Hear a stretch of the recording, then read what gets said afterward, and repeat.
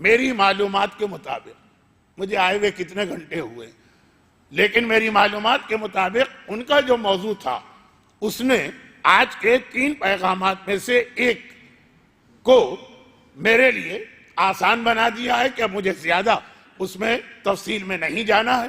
باقی 2 چیزوں کا بھی بہت زیادہ تفصیل کے ساتھ ذکر نہیں ہوگا۔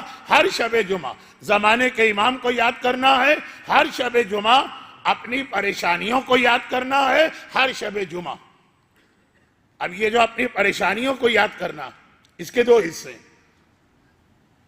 وہ پریشانیاں جو دنیا میں، ان کو دور کرنے والے کا نام زمانے کا امام۔ وہ پریشانیاں جو آخرت میں ہیں، ان کو یاد کرنے کا نام موت ہے۔ تو یہ بیچ کی جو چیز ہے دعا، یہ تو پہلی اور تیسری چیز کو ملانے والی۔ ہر ہر ہر شب جمعہ آپ کو زمانے، اچھا اس کا مطلب کیا؟ باقی ہفتے کے 6 دن بھول کے بھی امام کو یاد نہ کرے، ہر وقت ہر لمحے امام کو یاد کرنا۔ آج کی یاد عام راتوں سے مختلف ہوگی۔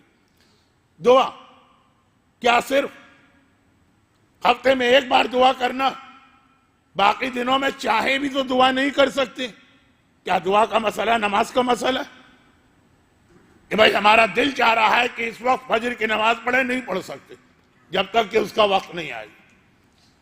ہمارا دل چاہ رہا کہ اس وقت جمعے کی نماز پڑھ لیں، نہیں پڑھ سکتے جب تک کہ کل زوال کا وقت نہ آ جائے۔ تو کیا دعا بھی ایسی چیز کہ شب جمعہ دعا کرے، باقی 6 دن؟ شب معراج، اللہ کا رسول 7ویں آسمان کے آگے سدرۃ المنتہا کے پاس قاب قوسین کی منزل پر پروردگار سے اپنی امت کے لیے جو خصوصی تحفے لے کر آیا، ان میں ایک تحفہ یہ بھی تھا، ہر وقت ہر لمحے ہر جگہ ہر سیکنڈ دنیا کے ہر گوشے میں دعا ہے۔ لیکن شب جمعہ دعا کی اہمیت ہی کچھ اور تیسری چیز موت۔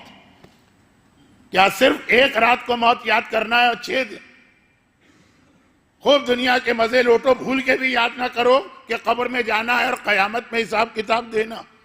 ہر وقت یاد رکھنا ہے موت کو، اور موت بھی دونوں، اپنی بھی اور دوسروں کی بھی۔ لیکن شبہائے جمعہ، اب دیکھیں میں موت کا موضوع زندگی میں نے 1,500-2 ہزار تقریریں اس عنوان پہ کی ہوں گی، اتنا کہ میرا اور موت کا نام ایک دوسرے کے ساتھ لازم و ملزوم تھا۔ کون پڑھ رہے ہیں؟ صادق صاحب موت ہی پڑھ رہے ہوں گے۔ تو اب یہ کہ اتنی تقریریں کی، زمانے کا امام اتنی تقریریں میں نے کی دعا کے حوالے سے، پورے اشرے۔ تو اب یہ اتنے بڑے بڑے موضوعات ہیں، صرف یاد دہانی، یہ آج کی رات بھی آپ کی ضائع نہ ہونے پائے۔ اور اس حوالے سے قرآن کریم کی پہلی آیت کو آج ہم زیادہ تفصیل سے بیان کریں گے، اور جو دوسری آیت میں نے تلاوت کی ہے وہ آج شروع ہوگی، پھر انشاءاللہ 8-9 دن تک زیادہ بیان اسی پر ہوگا۔ پہلی آیت، اللہ جس چیز کو چاہے مٹا دیتا ہے، جس چیز کو چاہے باقی رکھتا ہے۔ یمحو اللہ ما یشاء ویثبت، جسے چاہے مٹا دیتا اور جسے چاہے باقی رکھتا ہے۔ وعندہ ام الکتاب۔ اب یہ بات ہو رہی ہے تقدیر کی۔ تقدیر، یہ ایک جملہ تو لامحالہ آئے گا، کیونکہ دعا کا کام بھی یہی ہے کہ تقدیر بدلے، زمانے کے امام کا کام بھی یہ ہے کہ ہماری تقدیر بدلے۔ موت بھی وہ حقیقت ہے جو لوگوں کی تقدیر بدلتی ہے۔ تقدیر یعنی اللہ نے جس دن کائنات خلق کی، اسی دن قیامت تک، بلکہ قیامت تک کے سارے حالات لکھ کر محفوظ کر دیے گئے۔ اسے آپ لوح محفوظ کہیں، اسے ام الکتاب کہیں، میں اس قسم کی دقیق بحثوں میں نہیں پڑتا ہوں۔ اور پھر جیسے جیسے فرشتے پیدا کیے گئے، سارے فرشتے ایک ساتھ اکٹھا پیدا نہیں ہوئے، ویسے ویسے یہ تقدیر کی کتاب، بک آف فیٹ، وہ ان کے حوالے کی گئی۔ مثلا اب یہ بات لمبی ہو رہی ہے، میکائیل پیدا ہوئے، تقدیر میں سے روزی دینے والی ڈیوٹی وہ اسی وقت ان کو دے دی گئی، اتنا حصہ کاٹ کر، یہ ہے تمہاری ذمہ داری قیامت تک کے لیے۔ لیکن ایک نظریہ سامنے آیا جو قرآن میں بھی بیان ہوا کہ ایک گروہ کہتا ہے کہ بس اللہ نے لکھ دیا ید اللہ مغلولتان، اللہ کے دونوں ہاتھ بند گئے، جو لکھ دیا ہے اب اللہ بھی اپنے لکھے کو بدل نہیں سکتا، اور قرآن نے کہا غلط، یمحو اللہ، لکھ بھی دیا اللہ نے پھر بھی اللہ اپنے لکھے کو مٹا سکتا۔ اور 3 چیزیں ہمیں خاص طور پہ ایسی بتائی گئی، یہ بھی میری ایک مجلس ہے آج سے 16 سال پہلے، یہاں کی بات کر رہا ہوں، دنیا بھر میں تو مجلسیں الٹ پلٹ کے یہاں کی مجلس وہاں، وہاں کا بیان وہاں، وہاں کا بیان وہاں، وہ چلتا رہتا، لیکن ایک مکمل مجلس کہ اللہ نے ایک طرف تو یہ اعلان کیا جو ہم نے لکھ دیا ہے، یہ مت سمجھنا کہ ہم بھی اس کے پابند ہو گئے، اللہ مجبور نہیں ہے، اللہ ہر چیز پہ قدرت رکھتا، اور اس کی ایک قدرت یہ بھی کہ اپنے لکھے ہوئے کو مٹا دیتا، لیکن پھر کہا کہ 3 چیزیں ہم تمہیں ایسی بتا رہے ہیں کہ اگر تم انہیں صحیح معنوں میں استعمال کرو گے، آپ تو اللہ کے لکھے ہوئے کو ہم مٹا سکتے ہیں، لکھا اللہ نے، اچھا مٹائے گا اللہ ہی، لیکن یہ 3 چیزیں اگر ہم استعمال کریں تو تقدیر بدل سکتے ہیں، اپنی بھی اور دوسروں کی بھی۔ بہت اہم 3 چیزیں ہیں، مگر بعض وجوہات کی بنا پر وہ 3 چیزیں جو بتائی گئی ہیں ان تینوں میں ایک چیز کامن، اور پہلے تو آپ بس یہ سمجھ لیجئے کہ حجت الاسلام مولانا نقوی صاحب قبلہ کا اشرافی چل رہا ہے، اس کے آخری حصے کو میں بتا رہا ہوں۔ علی ابن محضیار، ان کی جو روایت میں ایک لفظ آتا، اور یہ لفظ بعض اوقات لوگوں کی سمجھ میں نہیں آتا، اگر ذہن میں میری تقریر کا پہلا حصہ رہے کہ 3 چیزیں تقدیر بدلتی، تب وہ روایت یا واقعہ سمجھ میں آتا۔ علی ابن محضیار نام کے 2 راوی، ایک کوفی ہے ایک احوازی، ایک غیبت امام کا ہے اور ایک معصومین کے زمانے کے، بہرحال یہ واقعہ غیبت امام والے کا، اور میں اکثر پہلے تو بہت زیادہ زمانے کے امام کے حالات میں وہ واقعات بھی پڑھا کرتا تھا جس کا تعلق غیبت میں امام سے ملاقات سے، لیکن اب میں نے یہ بہت کم کر دیا 2 وجوہات کی بنا پر۔ نمبر 1، مجھ سے بہتر پڑھنے والے، مجھ سے زیادہ ریسرچ کرنے والے علماء کرام بھی اب یہ پڑھنے لگے تو اب مجھے ضرورت نہیں، اور نمبر 2 یہ کہ جس فتنے کی وجہ سے معصومین نے یہ اعلان کیا کہ اگر کوئی یہ دعویٰ کرے کہ اس نے میرے بیٹے سے ملاقات کی تو اس کے دعوے کو قبول نہ کرنا، جس فتنے کی وجہ سے امام نے یہ پابندی لگائی، وہ فتنہ ہمارے زمانے میں ابھر کے سامنے آ گئے کہ اگر ایک بار یہ سلسلہ اتنا بڑھ جائے کہ لوگ یہ سمجھنے لگے کہ ہر کس و ناکس سے اور ہر وقت اور ہر جگہ امام ملاقات کر سکتے ہیں، تو غلط بیانی کرنے والے، جھوٹے دعوے کرنے والے، گمراہ کرنے والے، امام کے نام پہ مومنین کو بہکانے والے معاشرے میں بڑھتے چلے جائیں گے۔ اب یہ بہت لمبی بحثیں مختصر الفاظ میں کہہ رہا ہوں تاکہ میرا اصل عنوان آگے بڑھے۔ تو اب واقعات میں کم پڑھتا ہوں، لیکن یہ واقعہ ان چند واقعات میں سے ہے کہ جس کو پھر بھی پڑھا جاتا، لیکن اس کے ساتھ ذرا سی ضمنی وضاحت یہ کرنا ہوتی کہ غیبت میں امام ہماری مرضی سے تو نہیں ملیں گے، جب ملیں گے تو اپنی مرضی سے، اور امام کی مرضی کب ہوگی، اس کے لیے کچھ طریقے بھی ہیں، کچھ دعائیں، کچھ اعمال، کچھ وظیفے۔ کوئی مثلا 40 شب بدھ مسجد سیلا میں گزارو تو خالی علامہ ہلی کو نہیں، تمہیں بھی امام کی زیارت ہو سکتی ہے، اور ہوئی ہے لوگوں کو۔ اور جو خاص میرا ایک شعبہ بن کے رہ گیا حج میدان عرفات میں، تو ضرور امام آتے، اور دوران حج عرفات کا میدان واحد جگہ جہاں سارے حاجی ایک وقت میں ایک جگہ جمع ہوتے ہیں، باقی جتنے واجبات ہیں کرتے سب لوگ ہیں، ٹائمنگ الگ الگ ہوتے ہیں، بلکہ تاریخیں بھی الگ الگ ہوتی، تو خیر یقینی بات وہاں. تو اب یہ جن کو اس موضوع سے شوق ہے وہ جانتے ہیں. علی بن مہذیار نے وہ سارے طریقے اختیار کیے، حتیٰ یہ کہ جو بات ہمارے یہاں کم مشہور ہے کہ ہفتے میں ایک رات امام بیت المقدس یا بیت المقدس بھی جاتے ہیں، وہ طریقہ بھی اختیار کیا. اور حج پر تو جا ہی رہے 20 سال 30 سال 40 سال. کیونکہ میری مجلس پہ عام طور پہ مومنین یا ہمت نہیں کرتے یا دلچسپی نہیں ہوتی، تو جب اس قسم کا کوئی ان یوزول واقعہ ہوتا تو میں ذرا سا خود بھی پریشان ہوتا ہوں کہ کوئی اعلان کرنا ہے، کوئی تنبیہ مجھے کرنا ہے، کوئی پرابلم پیش آ گیا یا مومن نے میری مدد کی کہ بہرحال گلا پہلے عشرے کے بعد ساتھ نہیں دے پاتا ہے ان تاریخوں میں، تو کبھی کبھار میں رک جاتا ہوں. وہ اسی وجہ سے کہ شاید کوئی ایمرجنسی ہو گئی ہے، مجھے رکوایا گیا. بات یہ ہے کہ علی بن مہذیار 20 سال حج کیے، حج بھی کیے، اور اب بہت مایوس ہو گئے. لیکن حوصلہ پس نہیں ہوا، لیکن اب مایوس، جوانی سے بڑھاپا آ گیا. آخری حج میں آخری طواف کے بعد، جسے طواف وداع کہا جاتا، الوداعی طواف، جو خاص ایک عمل ہے کہ الوداعی طواف میں مقام مستجار پہ جا کے دعا ضرور مانگنا. تو اب یہ مقام مستجار پہ پہنچے، آخری طواف کا آخری عمل، اور وہاں جا کے دعا مانگ رہے ہیں. مگر دعا یہی ہے کہ مولا میں تو 20 سال سے یہاں کھڑے ہو کر ہر حج کے آخر کی دعا یہی کرتا ہوں کہ آپ کی زیارت. اب تو کوئی آثار نظر نہیں آ رہے. میں واقعہ بہت شارٹ کر رہا ہوں، پھر بھی آپ کو لگے گا کہ بہت لمبا واقعہ پڑھ دیا. کندھے پہ ہاتھ مڑ کے دیکھا. اب اور مختصر کرو. امام کا غلام، چلو.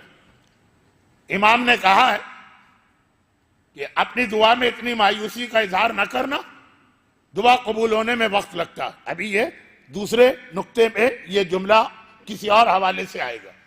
پہلا امام، دوسرا دعا، تیسری موت. تو دعا کے عنوان میں ابھی جو آج ہی مجھے بات شروع کر کے مکمل کر دینا. لیکن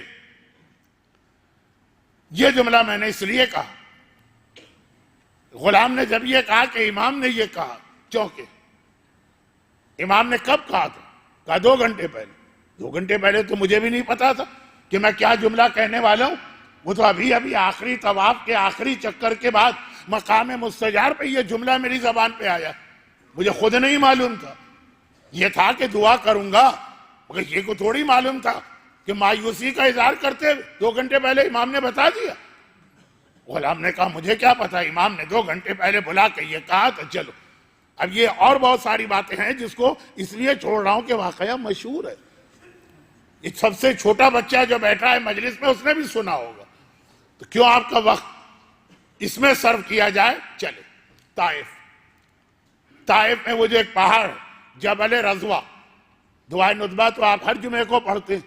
وہاں جو ایک جملہ ہے نا کہ مولا میں آپ کو کہاں ڈھونڈوں، اس میں اس پہاڑ کا نام بھی، یہاں ڈھونڈوں یہاں ڈھونڈوں یہاں ڈھونڈوں کہ اس پہاڑ پہ جا کے ڈھونڈوں. اچھا، یہ جو جبل رضوہ ایک پہاڑی ہے جو طائف میں، اس کا ذکر میں نے ذرا زیادہ وقت لے لیا نا، اس لیے کہ چوتھے امام کے حالات میں مختار ابن ابی عبیدہ ثقفی کے حوالے سے اس پہاڑ کا خصوصی ذکر آتا. یہ اشرا چوتھے امام کا. کل سے ہمارا بیان چوتھے امام کے حالات پہ ہوگا، تو اس کے اندر اس پہاڑ کا ذکر ایک بار پھر آنے والا ہے. بلکہ اصل میں تو وہی بیان آئے گا وہاں پہ. یہاں تو چونکہ امام وہیں پہ تھے امام، اس لیے ذکر آیا کہ غلام نے کہا چلو اس وقت امام طائف میں رضوہ پہاڑی پہ بیٹھے ہیں. چلا اب طائف، آج آپ مکے سے آدھے گھنٹے میں پہنچ جاتے ہیں، کیا شاندار سڑک ہے. لیکن ہر ایک کو پتا اسلام آباد اور مری جیسا پرانا راستہ، بہت وقت لگتا تھا، پہنچ گئے. اور امام سے پھر انہوں نے ایک سوال کر لیا، گرچہ ان کی بھی وہی حالت ہوئی جو بڑے بڑے علماء اور مجتہدین کی حالت ہوتی، اور جو آپ کی حالت بھی ہوگی اگر کبھی امام کی زیارت مل جائے. اور وہ یہ کہ انسان پہلے یہ سوچ کے رکھتا امام آئیں گے، سے ملاقات ہوگی، یہ بھی پوچھوں گا یہ بھی دریافت کروں گا، یہ سوال بھی کروں گا، یہ بھی کہوں گا۔ جب زیارت ہوتی ہے تو ایک ایسا روب اور ایک ایسا جلال یا ایک ایسی خوشی سب بھول جاتا، بعد میں یاد آتا ہے اوہو امام سے ملاقات بھی ہو گئی، اور میں نے تو وہ اصل بات پوچھی نہیں جس کے لیے میں نے اتنی زحمت کی۔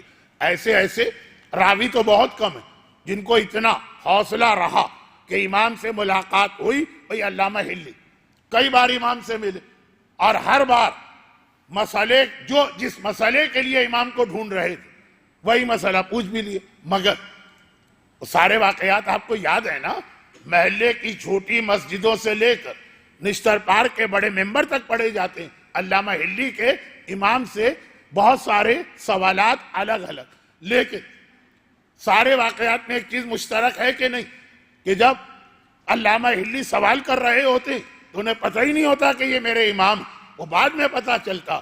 وہ تو صرف یہ دیکھتے ہیں کہ اتنا بڑا عالم مجھے راستے میں مل گیا کہ جس کے سامنے میں جاہل مطلق ہوں، تو اتنا حوصلہ کہ امام سے ملے سارے سوالات یاد رہے۔ ایک وہ راوی ہمیں یاد آتا جس نے امام سے پوچھ تو وہ کچھ نہیں پایا، لیکن اتنا کہا کہ اپنے شیعوں کو کوئی پیغام دے دے۔ تو کیا پیغام دیا امام؟ ملعون ملعون ملعون من اخر صلاۃ الصبح، جو نماز صبح تاخیر سے پڑھتا ہے اس پہ لعنت ہے، لعنت ہے اور لعنت ہے۔ لیکن چونکہ سورہ نحل کی جس آیت کی روشنی میں ہمیں بات کرنا، یہ روایت اور اس کا پیغام زیادہ تفصیل سے اس کے اندر آئے گا۔ تو ابھی تو آ جائیے آج شب جمعہ، مولا اس نے سوال کر لیا، مولا ایک بات بتائیے، اور اس کو بھی سوال کا اتنا حوصلہ ہو گیا شاید اس لیے کہ 20 سال سے انتظار کر رہا تھا، اور ہر مرتبہ یہ بات اپنے دماغ میں دہراتا تھا، امام ملیں گے تو یہ پوچھوں گا، امام ملیں گے تو یہ پوچھوں گا۔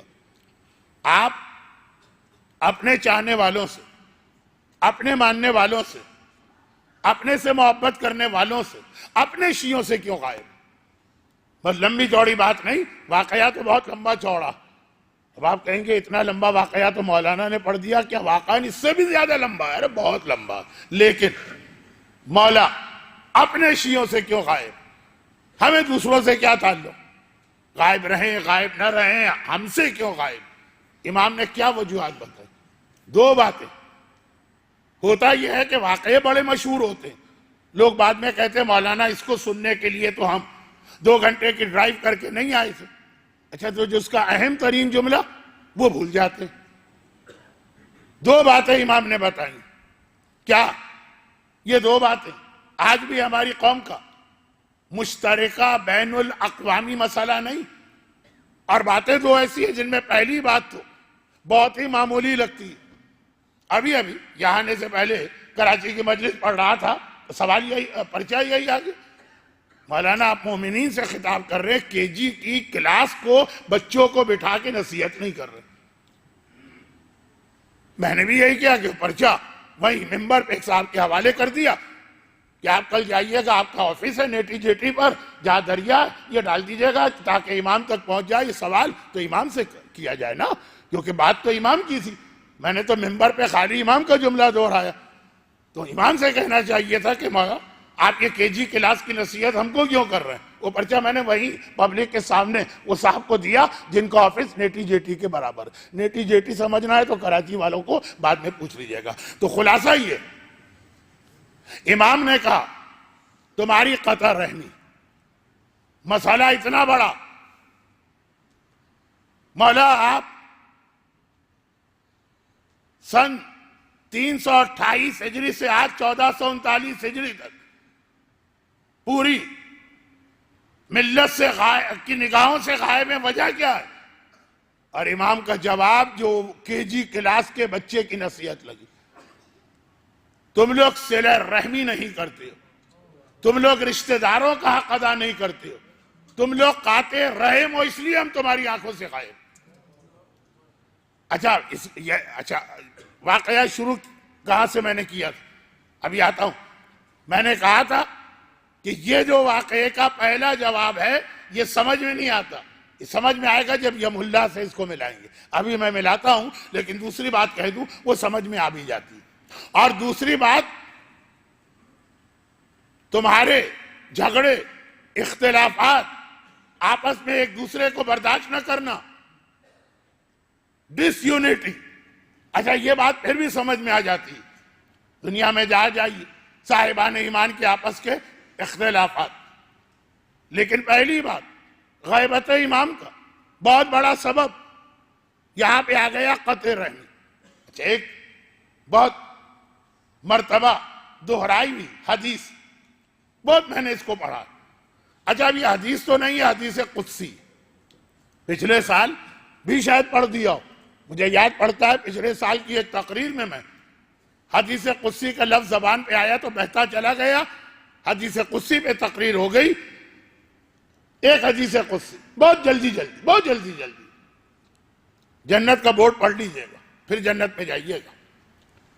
جنت کے مین گیٹ پر ایک بہت بڑا بورڈ لگا، اور جس طرح بہت ساری عمارتوں کے باہر بورڈ لگا ہوتا ہے داخلہ ممنوع، نو انٹری، صرف پاس ہولڈر اندر جا سکتے ہیں، صرف کام کرنے والے اندر جا سکتے ہیں، بہت ساری جیسی ہدایتیں لکھی. اگر آپ کو اس عمارت میں جانا تو پہلے آپ ریسپشن پہ کاؤنٹر سے جا کے ٹوکن لیجئے. مثلا عمارت میں داخلے میں گاڑی لے جانے کی اجازت نہیں، ہر جگہ یہ ہوتا. علاقے ماحول بلڈنگ کیسی ہے. اب کراچی میں جہاں پہ میں رہتا ہوں میرے سامنے پارک ہے بہت بڑا، بورڈ لگا ہوا ہے صرف خواتین جائیں گی اور 12 برس کے بچے، 12.5 برس کا بچہ بھی نہیں جا سکتا. مثلا اب یہ ہوتا ہے نا، جنت پہ بھی ایک بورڈ لگا اور وہ بورڈ کو دیکھ لیجئے گا. تو یہ جو روایت کا دوسرا سرا موت، 3 باتیں تھی نا، ایک موت بھی ہے نا آج کے لیے. اب مسئلہ یہ ہے کہ جتنی بات کرتا ہوں پھر کچھ مومنین آ جاتے ہیں، پھر سوچتا ہوں کہ ان کی تو سمجھ میں نہیں آ رہا ہوگا کہ آج مولانا کہاں ایران توران کی ہاں کریں، تو پھر ذرا سا ربط ملاتا ہوں، پھر کچھ مومنین آ جاتے ہیں. بورڈ لگا، بلکہ مجھے یاد ہے یہ پچھلے سال نہ پڑھا ہو لیکن ایک دفعہ بہت تفصیل سے پڑھا، کیونکہ اس کا وہ لفظ میرے ذہن میں آ رہا. لما خلق اللہ عز وجل الجنہ قال سعد من يدخلني قال وعزتی وجلالی لا يدخلك 8 من الناس. جس دن اللہ نے جنت کو پیدا کیا، یہ آدم سے پہلے کی بات، جنت پہلے بنائی گئی، آدم بعد میں بنائی گئی. جنت نے اپنے آپ کو دیکھا اور اترا کے یہ کہنے لگی. یہ لفظ اترا مجھے یاد آ رہا کہ ہاں میں نے پڑھا تھا اس منبر میں. بہت خوبصورت لڑکی آئینہ دیکھتی ہے نا، کتنا اتراتی ہے اپنے آپ کو دیکھ کر. تو جنت بھی اپنے آپ کو دیکھ کے اترا گئی اور کہنے لگی کہ کتنا خوش قسمت ہوگا جو میرے اندر داخل ہوگا. جس لڑکی کو اپنے حسن و جمال پہ ناز ہو، ارے میرا شوہر کتنا خوش قسمت ہوگا مجھ جیسی لڑکی اسے ملے گی. لیکن اب یہ الگ بات ہے کہ چاہیے کس کو جیسی لڑکی، لیکن بہرحال وہ اترانے والا تو اتراتا. اللہ نے اس انداز کی قسم کھائی جو آج آپ دنیا بھر میں حدیث قصہ کی تلاوت میں قسم سنتے ہیں. شب جمعہ تقریباً ساری دنیا میں، گھروں میں، مسجدوں میں، امام بارگاہوں میں، وَعِزَّتِي وَجَلَالِي، میری عزت کی قسم، میرے جلال کی قسم، سب تیرے اندر جائیں گے، آپ نہیں جائیں گے. بورڈ لگ گئے، جنت کے دروازے پہ بورڈ لگ گیا، نو انٹری. اس جنت کے میں قدم رکھنے کی زحمت بھی گوارا نہ کرے یہ 8 آدمی. اللہ نے خالی اعلان نہیں کیا، عزت کی قسم کھا کے اعلان کیا، جلال کی قسم کھا کے اعلان کیا. یہ عظمت اہل بیت کو بتایا، عزت و جلال کی قسم کھا کے. یہ 8 گناہوں کی خرابی کو بتایا اپنے عزت و جلال کی قسم کھا کے.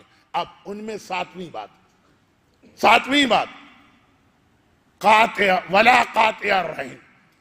رشتہ دار سے تعلقات کاٹ کے بیٹھے ہو، خبردار اس جنت کا رخ بھی نہ کرنا.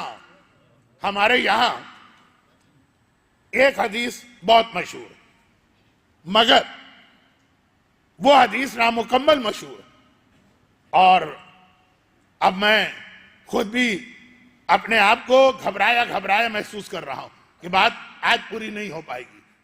جلدی سے یہ حدیث، 3 گناہگار ایسے ہیں جس پہ اللہ نے جنت کی خوشبو بھی حرام کی ہے.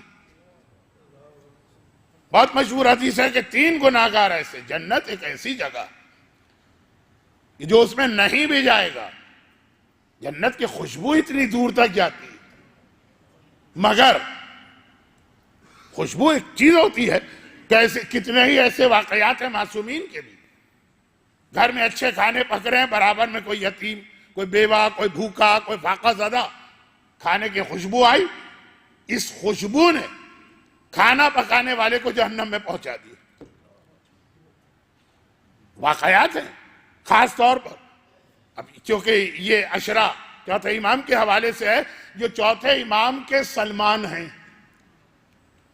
ہر معصوم کے صحابی تو بہت ہوتے، لیکن قریبی صحابی، قریبی کا لفظ بھی صحیح نہیں، محرم، اس طرح راز جاننے والے، جن سے وہ باتیں بتائی جائیں جو کسی کو نہ بتائی جائیں۔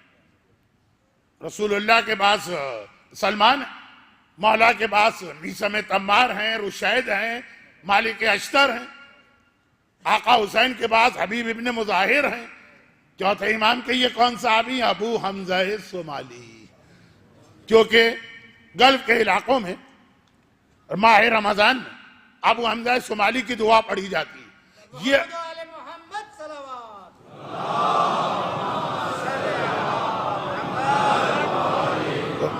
میسج تو نہیں ہے ادھر سے، خیر ابو حمزہ صومالی سلمان ہیں، ابو حمزہ صومالی چوتھے امام کے میثم ہیں، علی کے میثم ہیں، علی اوسط کے ابو حمزہ۔ چنانچہ ہمارے علماء اس اعتراض کو جواب دینے کے لیے، یہ جو ایک اعتراض دشمنان اہل بیت نے کر دیا ہے، میں آپ کے جذبات کو مجروح نہیں کرنا چاہتا، پتہ تو چلے، ایک اعتراض یہ ہے نا کربلا میں آقا حسین کا روضہ نہیں، یہ بھی اعتراض کہا جی آپ لوگ خود کہتے کہ روضے کا پتہ تو ہارون رشید نے بتایا شکاری کتے اور ہرن کے ذریعے۔ ہارون کون سا ایسا عادل گواہ کہ اس کی گواہی پہ اتنا بڑا روضہ بنا لیا جائے؟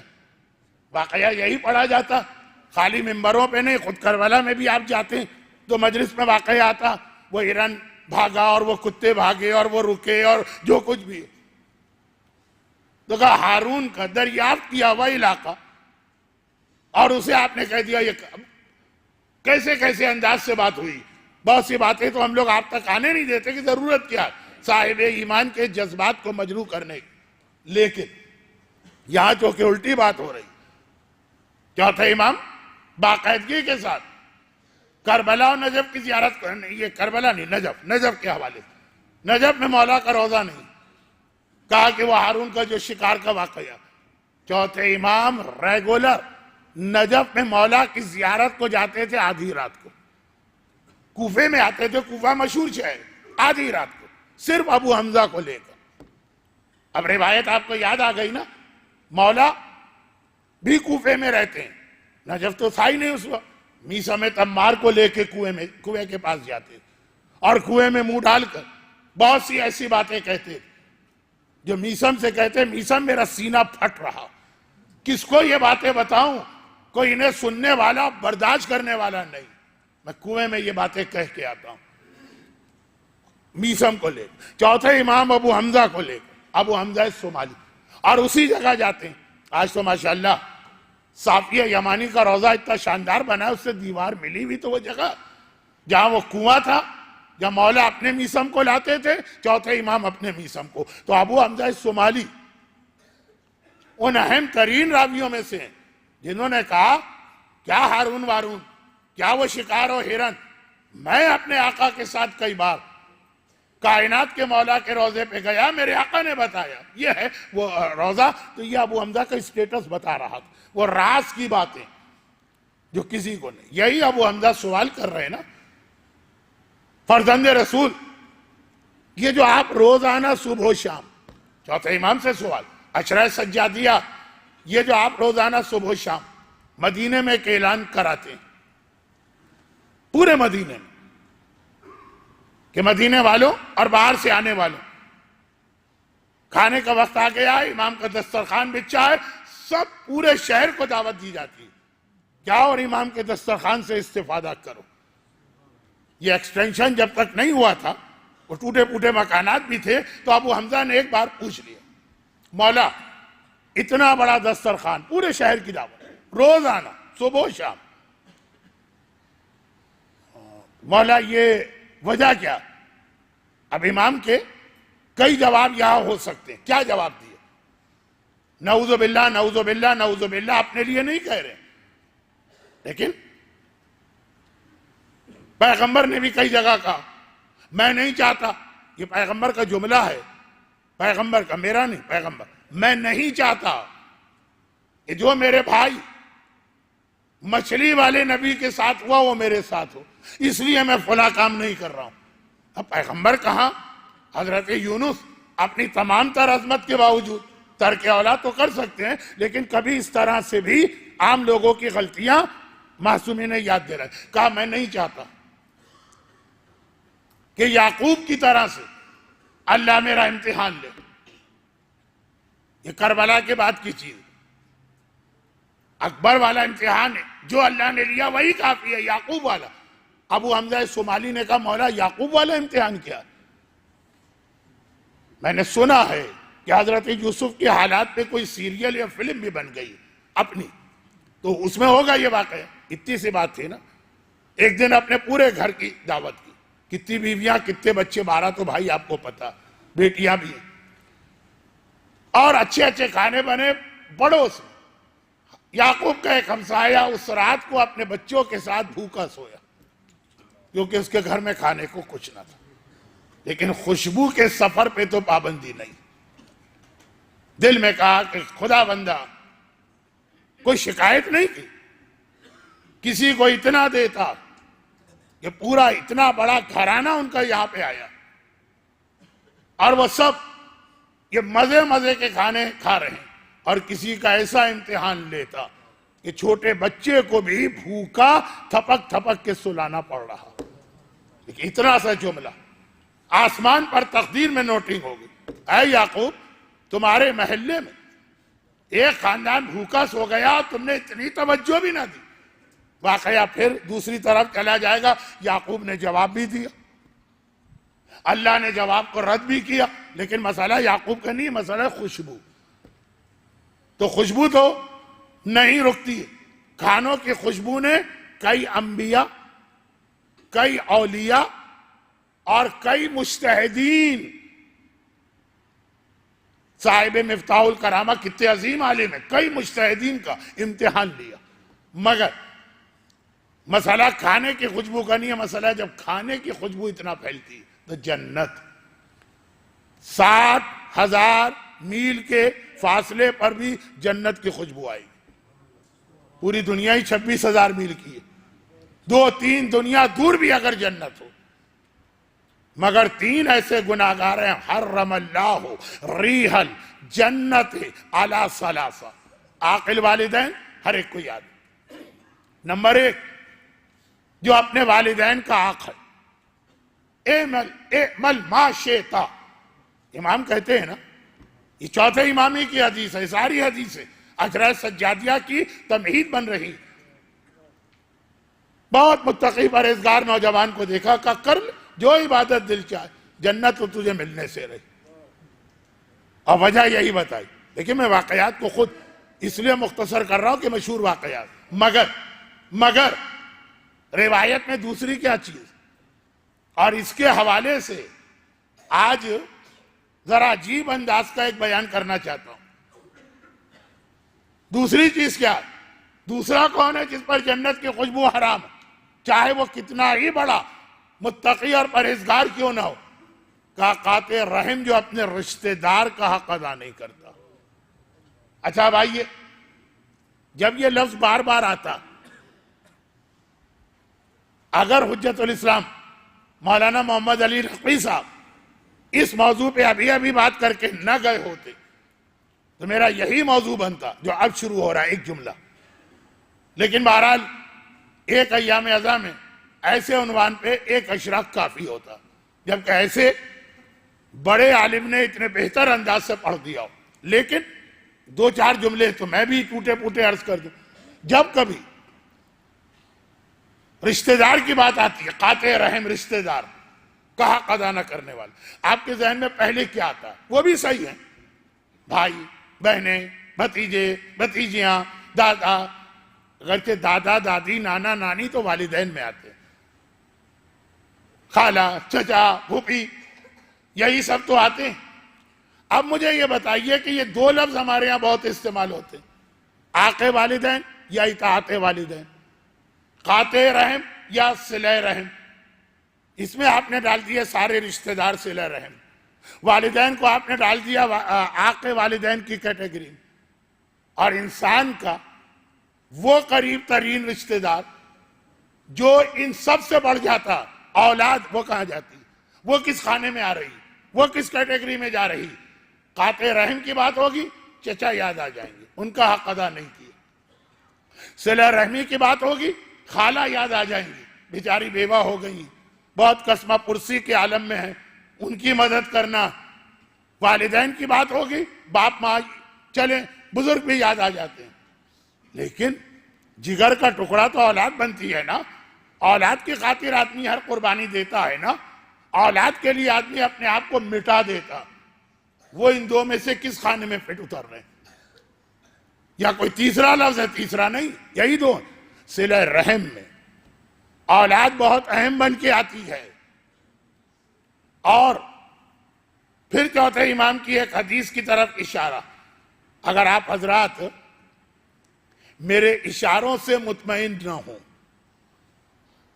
کیا مطلب کوئی میں برے اشارے کر رہا ہوں؟ نہیں، میں کہہ رہا ہوں کہ کبھی ایسا ہوتا، یہ بچے کہتے ہیں مولانا یہ آپ اشارہ بڑوں کے لیے کر رہے ہوں گے، ہم تو پیدا بھی نہیں ہوئے تھے جب یہ واقعہ آپ نے پڑھا تھا، ہمیں تو پورا واقعہ نہ صحیح اس کا خلاصہ سنائیے۔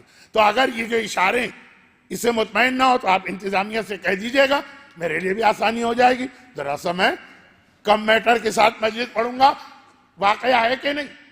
چوتھے امام نے کس بیٹے سے کہا، یعنی بیٹے سے مطلب اولاد، عام اولاد، کہ قیامت کے دن سب سے زیادہ اگر کوئی ماں خوش ہوگی تو تیری ماں خوش ہوگی تجھ سے۔ کس سے کہا؟ بہت مشہور روایت وسائل الشیعہ کی، بار بار ایک جملہ مجھے خود برا لگتا ہے، جی یہ واقعہ میں 15-20 دفعہ پڑھ چکا ہوں اسی ممبر سے، کس چیز کے بارے میں کہوں، لیکن وجہ یہ پتہ نہیں میں کب سے شارجہ کے مومنین کی خدمت اس ممبر سے کر رہا ہوں، اس لیے ہر چیز لیکن کئی بار آئی ہے، لیکن یہ روایت امام کا جملہ تھا، قیامت کے دن کوئی ماں اپنے بیٹے سے اتنا خوش نہیں ہوگی جتنا تیری ماں تجھ سے خوش ہوگی۔ بیٹے نے ماں کی کیا خدمت کر دی، اپنے آپ کو قربان کر دیا، اپنی اولاد ذبح کر دی، ماں کی خوشنودی کے لیے اس نے کیا کیا؟ وہ موسیٰ کے پڑوسی قصائی کا واقعہ کندھے پہ اٹھا کے حج کرا دیا، جو پیغمبر نے کہا اس سے کچھ حق ادا ہوتا، کیا خدمت کر دی، یاد کیجئے۔ اور اگر آپ، میں نے کہا نا کہ بات سمجھ میں نہیں آ رہی تو انتظامیہ کو ضرور بتائیے، واقعات تو میں پڑھ سکتا ہوں، میں تو آپ کے لیے واقعات کا خلاصہ کر رہا ہوں۔ امام نے اس بیٹے سے کہا جس نے اپنی ماں کو رسی سے جگڑ کر کمرے میں بند کر کے کمرے کو لاک کیا تھا، صرف کھانے کے وقت کھولتا ہے، نماز کے وقت کھولتا ہے یا تھوڑی دیر نیند، رسی سے باندھ کر کمرے کو لاک کر کے ماں کو رکھا، اور امام کہہ رہے ہیں کہ قیامت کے دن جو ماں سب سے زیادہ اپنے بیٹے سے خوش ہوگی وہ تیری ماں ہوگی۔ جو بیٹے نے تو کہا نا کہ مولا وہ رسی سے باندھ کے اور کمرے میں بند کر کے کیا کوسنے دیتی ہے، کیا بد دعائیں دیتی ہے، کیا لعنتیں کرتی ہے۔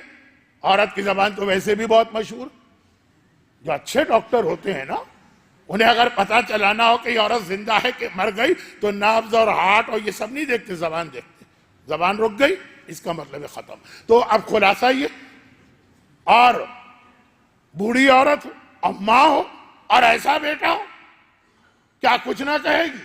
کہہ رہی ہے، اور بیٹے کے ہاتھ پاؤں پھولے جا رہے ہیں، گھبرایا جا رہا، کیونکہ جو اس نے کیا تھا وہ امام کے حکم پر کیا تھا، حکم تو مل گیا مگر جو سامنے سے کوسنے، بد دعائیں، لعنتیں، واقعہ صرف ایک جملہ کہنا پڑے گا ورنہ تو بالکل مبہم واقعہ رہے گا.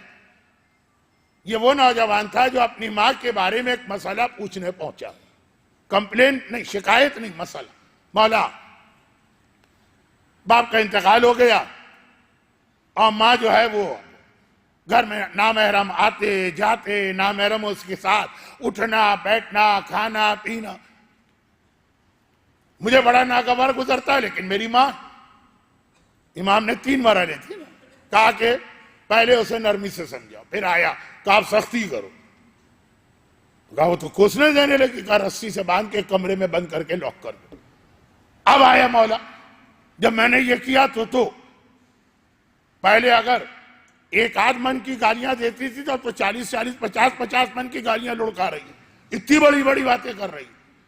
امام نے کہا ابھی کر رہی ہے نا, جب قیامت کے دن اس کو پتا چلے گا کہ گناہوں سے روک کر تو نے اسے کتنے بڑے عذاب خدا سے بچا لیا, اتنا خوش ہوگی تجھ سے. دیکھیں یہ 2 چیزیں یاد رکھیے قیامت کے بارے میں. موت 3 موضوع تھے نا آج کے, موت, یہ 2 چیزیں قیامت کی اور یاد رکھیے. جب ہر نیکی کرنے والے کو جنت ملے تو اس کو ساتھ میں یہ بھی دکھایا جائے گا کہ اگر تو یہ نیکی نہ کرتا تو کون سی جہنم تجھے ملتی, کیسی آگ تجھے جلاتی, کیسے کوڑے تیرے اوپر پڑتے, کیسے سانپ و بچھو تجھے کاٹتے. دکھایا جائے گا کہ تو اس سے بچ گیا یہ جو تو نے نمازیں پڑھی, تو اس سے بچ گیا یہ جو تو نے حجاب کیا, تو اس سے بچ گئی جو تو نے یہ حجاب کیا.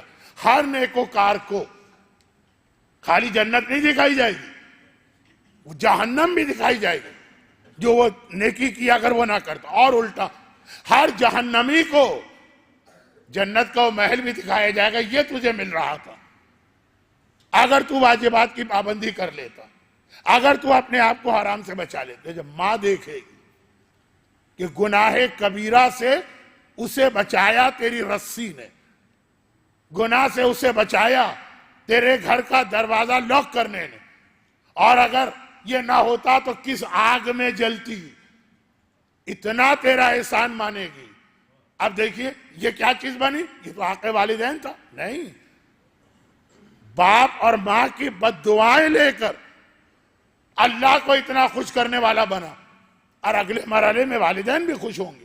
لیکن یہی اصول جو صلہ رحمی کی بات تھی اولاد کے لیے, اولاد کا بھی حق ادا کرنا, اور اس ٹائپ کا حق والدین جیسے کو جب گناہ سے بچانا, ان کا سب سے بڑا حق یہ ہے کہ انہیں حرام سے بچاؤ.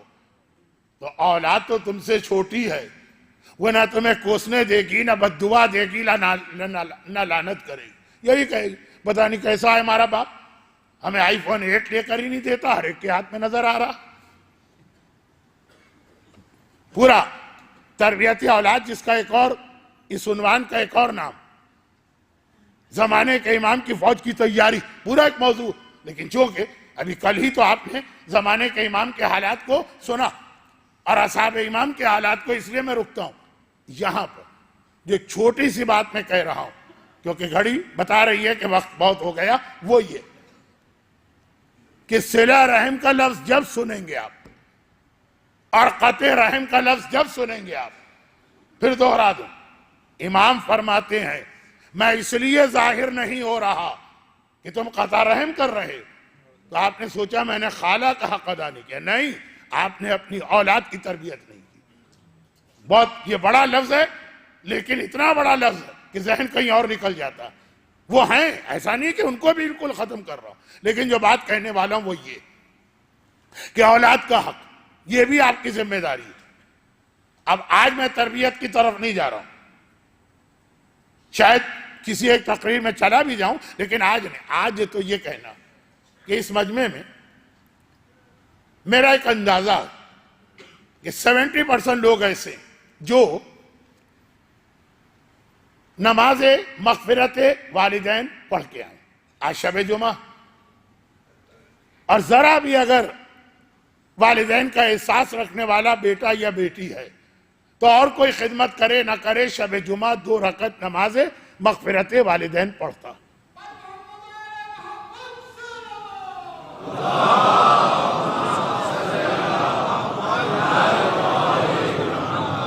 شاید مصائب پڑھنا چاہیے مجھے، تو چلے مصائب پہ آ جاتا ہوں. کربلا. ہاں اچھا، تو یہ اس لیے نہیں تھا.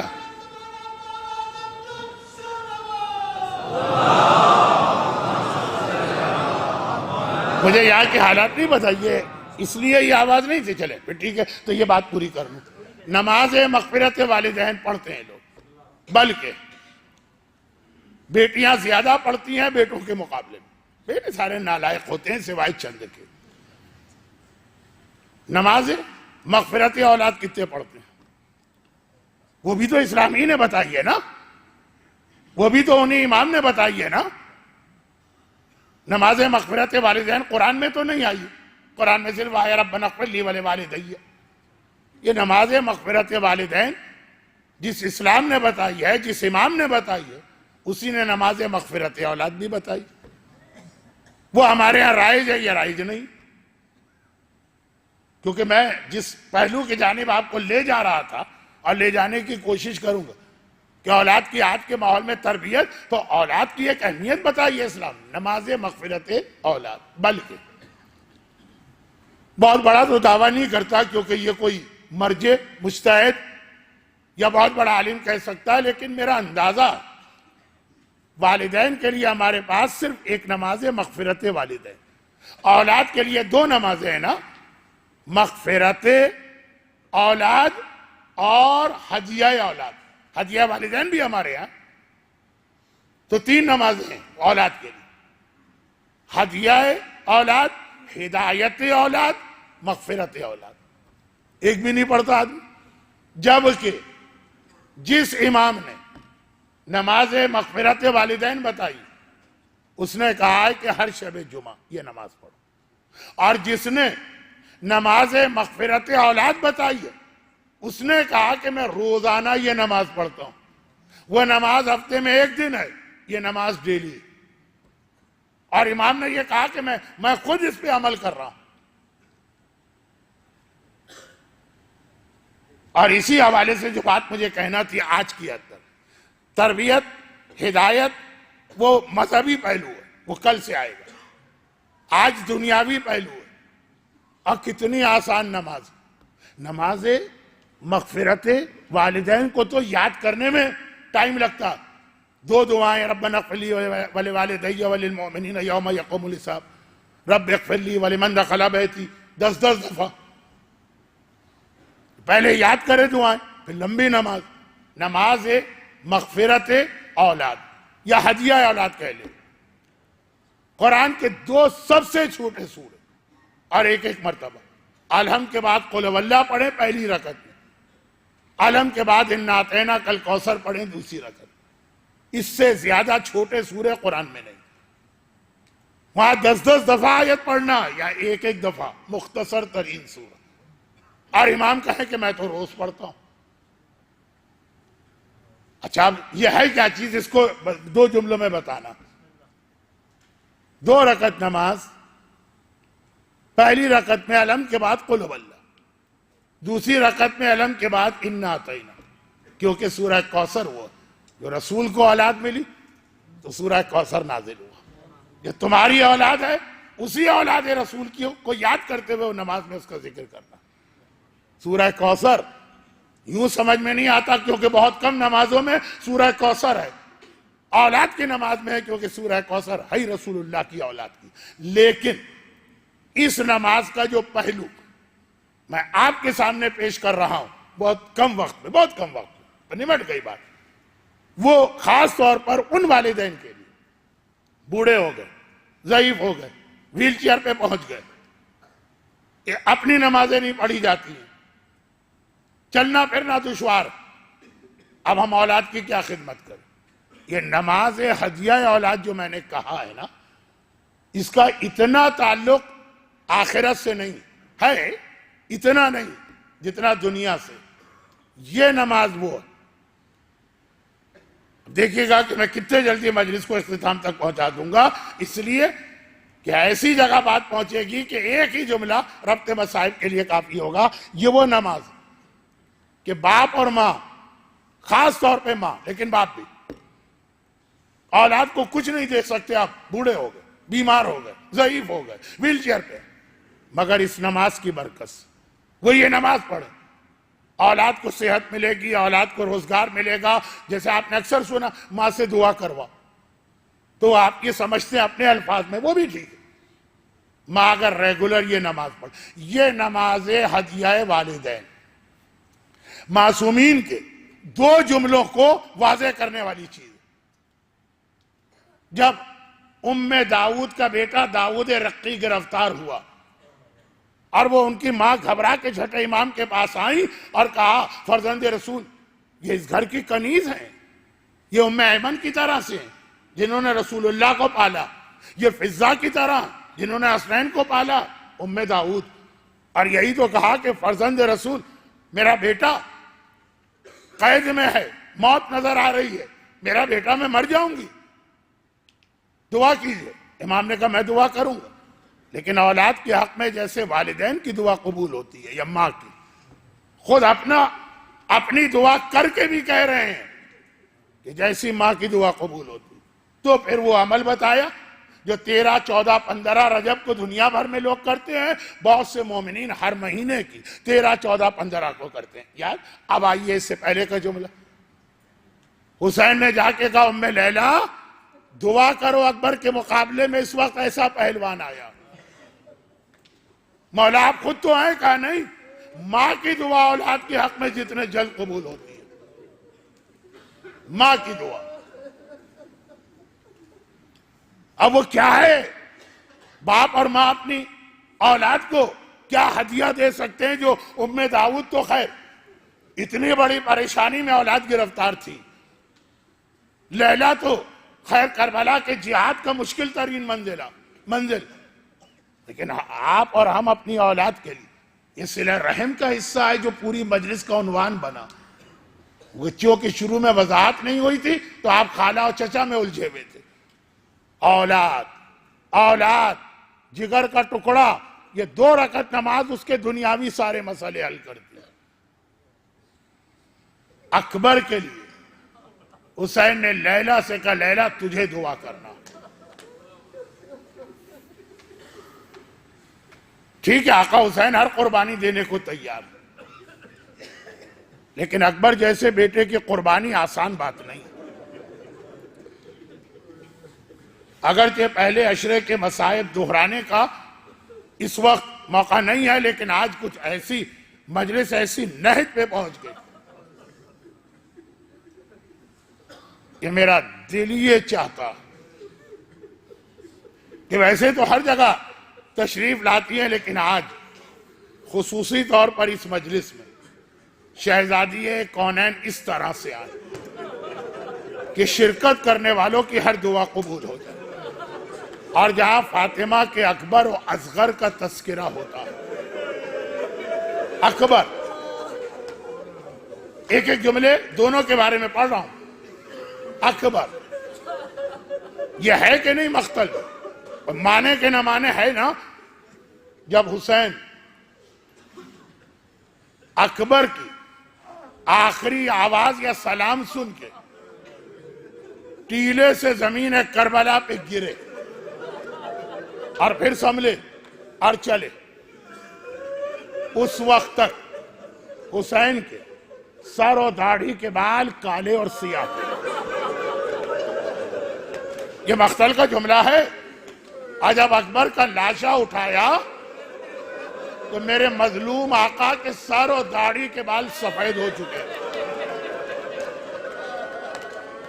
یہ حسین کا صبر، اتنا بڑا صدمہ برداشت تو کیا جگر پہ، لیکن ذرا سوچئے حسین جیسے صابر کے سر اور داڑھی کے بالوں کا آنن فانن سیاہ سے سفید ہو جانا حسین کے کلیجے کی کیفیت بتا رہا. اور اصغر تو وہ ہے کہ آپ کو یاد کیا تھا. اے شیعوں کاش تم اس وقت ہوتے میدان کربلا. اکبر کے وقت تو پھر بھی آپ کو یاد نہیں کیا، اصغر کے وقت آپ کو یاد کیا تھا۔ میں ایک ایک جملہ مجھے پڑھنا تھا اور بات ختم ہے۔ اب سنیے قرآن کریم نے آقا حسین کی سب سے بڑی خصوصیت کیا بتائی۔ قرآن نے یا ایتھا النفس المطمئنہ، حسین کون ہے؟ نفس مطمئنہ۔ حسین کا اطمینان دیکھیے کربلا میں، کربلا میں حسین کو آپ نے کبھی پریشان دیکھا؟ صرف ایک موقع، پورے جہاد کربلا میں دیکھیے اکبر کا لاشا اٹھایا، بال سفید تو ہو گئے، حسین کے اطمینان میں فرق نہیں آیا۔ پورے کربلا کے میدان میں اگر آقا حسین کہیں پریشان نظر آیا ہے نا تو جب اصغر کا لاشا ہاتھوں میں تھا، 7 مرتبہ آگے بڑھ رہے ہیں، 7 مرتبہ پیچھے ہٹ رہے ہیں۔ یہ کیوں؟ یہ حسین پریشان ہے کہ کیا کروں اس لاشے کا۔ آج بھی آپ انا للہ و انا الیہ راجعون رضا بقضائہ و تسلیما لامرہ، اعمال عاشورہ میں نفس مطمئنہ جب پریشان ہو جائے۔ اور حسین نے کیا کیا؟ لاشے کو ٹیلے کے پیچھے دفن کر دیا، دشمن نہ پہنچے۔ مگر کیا بچ گیا لاشا؟ حسین نے اصغر کو زمین کربلا میں سپرد خاک تو کیا، مگر یہ ریاض القدس جلد 2 صفحہ 11 پہ کیا گیا؟ 11 محرم عمر سعد نے کہا کٹے ہوئے سر جمع کیے جائیں، سارے سر جمع ہوئے، کہا اصغر کا سر کہاں؟ اصغر کا سر کہاں؟ سپاہیوں نے کہا ہمیں تو اصغر کا لاشا بھی نظر نہیں آ رہا، تو یہ لاشا کہاں گیا؟ کچھ سپاہیوں نے کہا اتنا دیکھا تھا، حسین ہاتھوں پہ یہ لاشا لے کے اس ٹیلے کے پیچھے کہیں گئے، واپس آئے تھے تو خالی ہاتھ آئے تھے، اور حسین کی جنگ شروع ہو گئی، ہم الجھ گئے اس میں۔ اب ٹیلے کے پیچھے تو میلوں تک کربلا کا میدان پھیلا ہوا، کہاں لاشا دفن؟ نشان قبر تو نہیں بنایا۔ لشکر پریشان ہے لیکن شمر، دشمن ہے اہل بیت کے طریقوں کو جانتا، کہتا ہے اے عمر سعد یہ لاشا ڈھونڈ کے میں لاتا ہوں۔ ہاتھ میں ایک نیزہ لے کے چلا، ٹیلے کے پیچھے گیا، جگہ جگہ یہ نیزہ زمین میں گاڑتا ہے اور زمین سے نکالتا ہے۔ نیزہ زمین میں گاڑا، زمین سے نکالا، ایک مرتبہ جو نیزہ گاڑ کے نکالا، ششماہے کا ننھا سا لاشا نو کے نیزہ پر آویزہ نظر آیا۔ شمر نے الٹے ہاتھ میں اصغر کو تھاما، سیدھے ہاتھ سے جیب سے خنجر نکال کے اصغر کے گلے پہ رکھا۔ آپ سن رہے ہیں؟ سکینہ اپنی آنکھوں سے دیکھ رہی ہے، در خیمہ سے فریاد کرتی ہے پھوپھی اماں ذرا آ کے دیکھنا، ہر ایک مرتبہ مارا گیا، ہائے میرا اصغر بھیا دوسری بار شہید۔ اجرکم علی اللہ، اجرکم علی اللہ۔